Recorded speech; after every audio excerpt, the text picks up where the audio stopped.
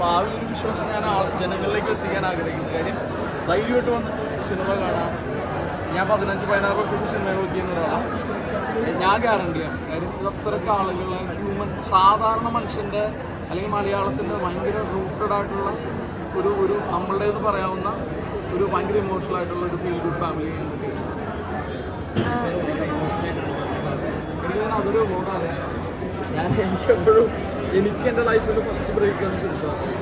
എനിക്ക് ആദ്യത്തെ major role വന്നത് സിബി സാറാണ്. അപ്പോൾ സാറ് കണ്ടു പറയുന്നൊരു സ്പേസിൽ ഞാൻ ചെറിയ ഡൗട്ട് അടിച്ച് വെച്ചു. കാര്യം ഞാൻ ഇതുവരെ എടുക്കാത്ത സിനിമയിൽ എടുത്തിട്ടുണ്ട്. എൻ്റെ കളറ് പല്ല് നടക്കുന്നത് ഇരിക്കുന്നത് എൻ്റെ ചുണ്ട് പിടിക്കുന്നത് സന്തോഷമൊക്കെ എക്സ്പ്രസ് ചെയ്യുന്നതൊക്കെ. അപ്പോൾ ഇത് സാറിനെ പോലെ അത്ര ലെജൻഡറി ആയിട്ടുള്ള ഒരാൾക്ക് എങ്ങനെ ഇത് എത്തുമെന്ന് എനിക്ക് അറിഞ്ഞുകൂടായിരുന്നു. പക്ഷെ സാറ് എന്നെ വിളിപ്പിച്ചു. ഞാനിവിടെ കുരിഞ്ഞളിയായിരുന്നു. സാർ എന്നെ വിളിപ്പിച്ച് സാറ് നമ്മളോട് ഡയറക്റ്റ്ലി പറഞ്ഞു. അതായത് ഇത് ഇന്നത്തെ ഒരു സിനിമ ഇതിൽ ആവശ്യമുള്ള സിനിമയാണ്. അത്രയ്ക്ക് ഇമ്പോർട്ടൻ്റ് ആണ്.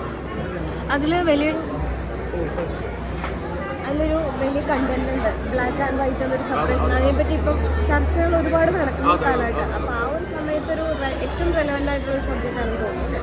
ഈ ബ്ലാക്ക് ആൻഡ് വൈറ്റ് നമ്മൾ മനുഷ്യനുണ്ടായ മുതലുണ്ട്. അത് ഒരു പുതിയ പരിപാടിയല്ല. പിന്നെ ഇതിൽ ഈ സിനിമക്ക് ഒരുപാട് സ്ട്രെങ്ത് ഉണ്ട്. ഈ സിനിമയിൽ എനിക്കിഷ്ടമുള്ള കഥാപാത്രം ഉന്നയിച്ചതാണ്. അപ്പോൾ ഓഡിയൻസിനെ ഈക്വലി ഇമോട്ട് ചെയ്യാൻ രണ്ട് കാര്യങ്ങളാണ്.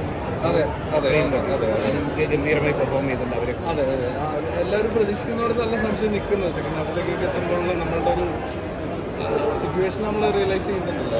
അതാണ് ഇപ്പോൾ നമ്മളൊന്നും പറയുന്നില്ല. ഇനി കൂടുതൽ ഫാമിലി ഓഡിയൻസ് വരട്ടെ. തീർച്ചയായും ഫാമിലി ഓഡിയൻസ് തന്നെയാണ് ഈ സിനിമയ്ക്ക് വേണ്ടി കാണുന്നത്. Thank you. രജനി സാറിൻ്റെ ഒപ്പം ഒരു പിക്കുണ്ട്. രജനി സാറിൻ്റെ കൂടെ അത് സുരാജേട്ടനാണ് താങ്ക്സ് പറയുന്നത്. എന്ന് വെച്ച് കഴിഞ്ഞാൽ ഞങ്ങൾ കഴിഞ്ഞ ദിവസം ഇങ്ങനെ പടത്തിൻ്റെ പടക്കളം അറിയാമല്ലോ. പടക്കളത്തിൻ്റെ ഒരു എല്ലാവരിലേക്കും പടക്കളം എത്തി വരുന്നുള്ളൂ. അപ്പോൾ നമ്മൾ അതിൻ്റെ ഒരു മാർക്കറ്റിങ്ങിൻ്റെ ഭാഗമായിട്ടുള്ള ചർച്ചയൊക്കെ ഉണ്ടായിട്ട് സുരാജേട്ടനെ വെച്ച് പണിയാണ്. രജനികാന്ത് സാറിനെ കാണാൻ പോകുന്നത്. അപ്പോൾ സുരാജേട്ടനാണ് അതെല്ലാം അറേഞ്ച് ചെയ്തത്. സുരാജേട്ടൻ പറഞ്ഞിട്ടാണ് നമ്മളവിടെ ഇത് ചെയ്തത്. അപ്പോൾ സുരാജേട്ടൻ വിളിച്ചിട്ടാണ് ചെന്നത്. സന്ദീപിന് മിസ്സായി. സന്ദീപ് വാഗമണിൻ്റെ ഒരു ഷോയിലായിരുന്നു. അപ്പോൾ ഷൂട്ടിലായിരുന്നു. അപ്പോൾ അതിൽ സന്ദീപിന് മിസ്സായി. അതിൽ വീഡിയോ കോളിലൊക്കെ കിട്ടിയതാണ് ഞാൻ അറിഞ്ഞത്. അതെ അതിൻ്റെ സൂപ്പർ സ്റ്റാർ മൂമെൻറ്റും ഒപ്പുണ്ട്. അതെ അല്ലേ ഓറ അതെ രജനി സാറിൻ്റെ കുറച്ച് ഓറ നമുക്ക് കിട്ടുന്നു. ഗംഭീര. സൈബർ അറ്റാക്ക് എന്നൊക്കെ പറയുന്ന അവസ്ഥയൊക്കെ ഭയങ്കര ബാഡാണ്.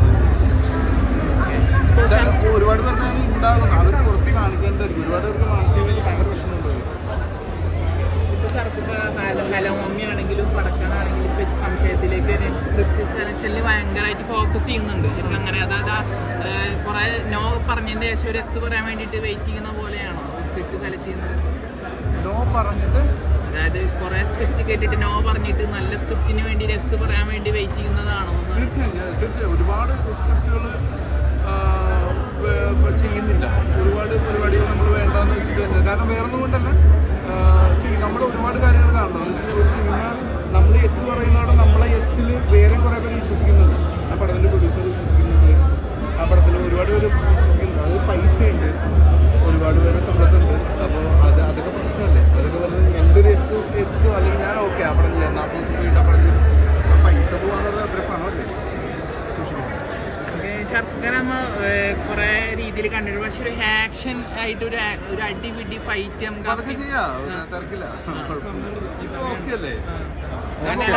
അങ്ങനത്തെ ചെയ്യാൻ ആഗ്രഹമുണ്ട്. അങ്ങനത്തെ രീതിയിൽ വരുന്നുണ്ടോ? ഞാൻ അങ്ങനെ ആഗ്രഹം അങ്ങനെ പറഞ്ഞിട്ടില്ല. പിന്നെ അങ്ങനെ വരുന്നതാണെങ്കിൽ അതൊരു കറക്റ്റായിട്ട് വരട്ടെ. എനിക്കറിയില്ല, വരട്ടെ. അടുത്തതായിട്ട് ഡിസ്കഷൻ നടക്കുന്നൊരു ട്രെയിൻ ട്രാവലർ ആണെന്നുള്ളതാണ് വരുന്നത്. ട്രെയിൻ ട്രാവലർ ആണ് എന്നുള്ളത് കുറച്ച് സത്യമാണ്. ഓക്കെ പറഞ്ഞിട്ടുണ്ട്. ഓക്കെ പറഞ്ഞിട്ടുണ്ട്. ഡയറക്ടറുടെ പേര് അങ്ങനെ അതൊന്നും പറയാറില്ല. ക്യാമറ അറിയില്ല ഞാൻ. അപ്പം അങ്ങനെ ഓക്കെ. അടുത്ത പടം റിലീസാവുന്ന പെൻ ഡിറ്റക്റ്റീവ്. ഇത് നന്നായി റിലീസായിരുന്നാ. പക്ഷെ ഭയങ്കര നമ്മൾ ഓറൊക്കെ ഡിക്ലെയറായി ആകെ ഇതായല്ലോ, കുറച്ച് ടൈറ്റായി മൊത്തം പ്രശ്നം. അപ്പോൾ ഞാനത് പ്രശ്നം